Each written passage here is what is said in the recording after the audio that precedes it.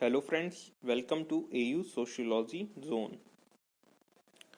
So in this video, we are going to discuss about the scope of sociology. Sociologists differ what should be the scope of sociology. On one hand, Auguste Comte makes us believe that sociology should try to study social phenomena on scientific approach, while on the other hand, Emile Durkheim has tried to separate sociology from other subjects. And he had also tried to give an independent status to the sociology subject. Whereas Max Weber has said that sociology should merely be interpretive understanding of social thought and nothing beyond that. So all of them have different views on the scope of sociology. So there are two main schools of thought about the scope of sociology. First is the formal school of thought and another is the synthetic school of thought.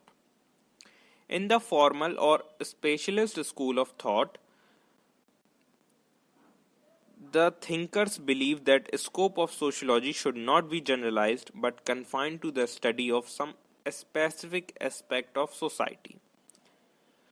They try to keep this subject pure and independent. According to them, it should deal with social relationships, social activities, and process of socialization. For example, take Max Weber. He is the chief exponent of this school of thought. He has said that sociology should deal with interpretations of social behaviors only. In this school of thought, George Simmel has also expressed his views. He has given an abstract concept of sociology in which stress has been laid on social relations and interactions. For him, every society is the mix of these two. Social relations are nothing but social interactions between two individuals. He has said that society is not collection of individuals, but is essentially psychic interaction between individuals.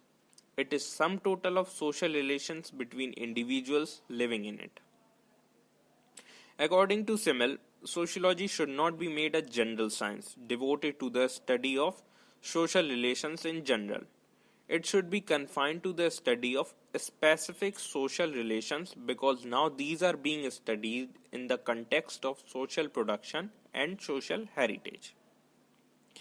Now move towards synthetic school of thought.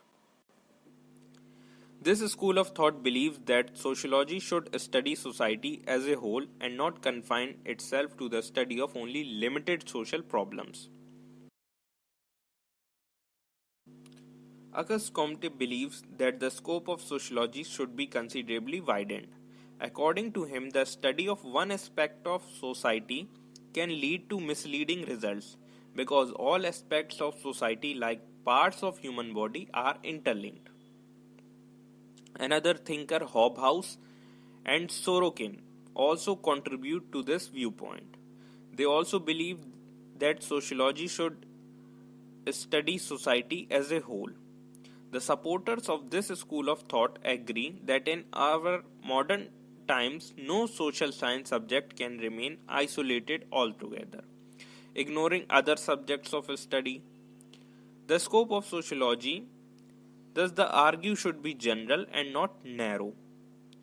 Durkheim has gone to extent by saying that sociology is a science of collective representation.